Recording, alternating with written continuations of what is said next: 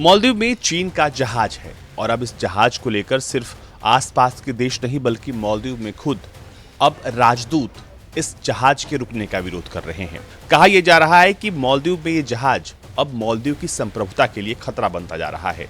मालदीव को लेकर वहां के तमाम डेलीगेट्स राजदूत अब लिख रहे हैं और कह रहे हैं कि जियांग यांग होंग 3 मालदीव की संप्रभुता के लिए खतरा है और इस जहाज का एक अपना स्पाई का इतिहास रहा है। मालदीव के एक्सक्लूसिव इकोनॉमिक जोन में पहुंचा यह जहाज इस वक्त सबसे ज्यादा चर्चा का विषय बना है।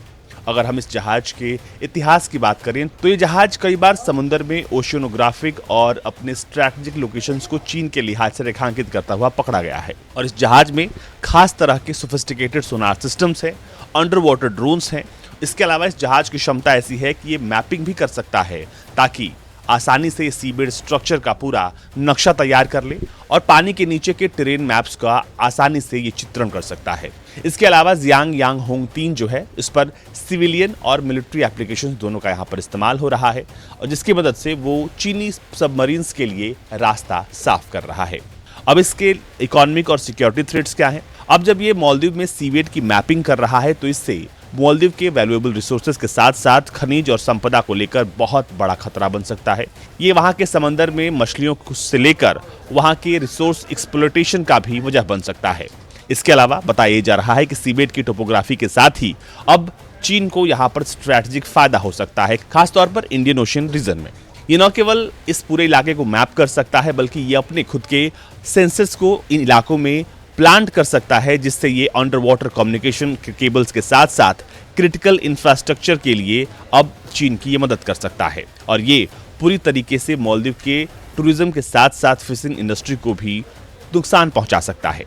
मौजूदा वक्त में इस जहाज को लेकर मालदीव में आवाज तेज हो गई है। अब मालदीव पहुंचा जियांग यांग होंग 3 इस वक्त सबसे ज्यादा चर्चा का विषय है। हालांकि चीन इसे समुद्री अनुसंधान जहाज बताता है जो वैज्ञानिक सर्वे का काम करता है, लेकिन भारत, अमेरिका समेत कई देशों का मानना है कि चीन इस जहाज के जरिए हिंद महासागर में जासूसी गतिविधियों को अंजाम देता है और इसी वजह से भारत ने अपने पड़ोसी देश में ठहरने वाले चीनी जासूसी जहाज को लेकर हर बार कड़ी आपत्ति जताई है। श्रीलंका ने चीनी जासूस को अपने जलीय सीमा में घुसने पर 1 साल के लिए बैन कर दिया है और यहां तक कि इंडोनेशिया ने भी इस जहाज को पूरी तरीके से बैन किया हुआ है। लेकिन मालदीव के राष्ट्रपति मोहम्मद मुइज़ू चीन समर्थक होने की वजह से उसके जासूसी जहाजों की मेजबानी करके गौरवान्वित हो रहे हैं। मालदीव की मीडिया रिपोर्ट्स के अनुसार जियांग यांग होंग 3 मालदीव विशेष आर्थिक क्षेत्र में प्रवेश कर चुका है और उसके अंदर ही चक्कर लगा रहा है।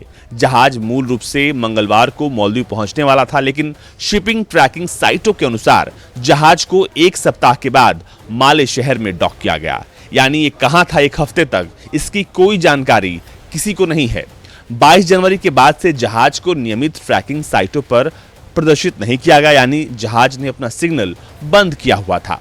ऐसा माना जाता है कि इससे चीनी जासूसी जहाज ने अपने कुछ ट्रैकिंग सिस्टम्स को बंद कर दिया था और अब ये देखिए कि हालात किस तरह की जहाज पूरे क्षेत्र में बना रहा है। एक्सपर्ट्स मानते हैं कि ये जहाज जल क्षेत्र में किसी अनुसंधान का काम नहीं करता, बल्कि ये चीन के लिए जासूसी करता है और चीनी नौसेना के लिहाज से ये अपने सेंसर्स को पूरे इंडियन ओशन में प्लांट करता है।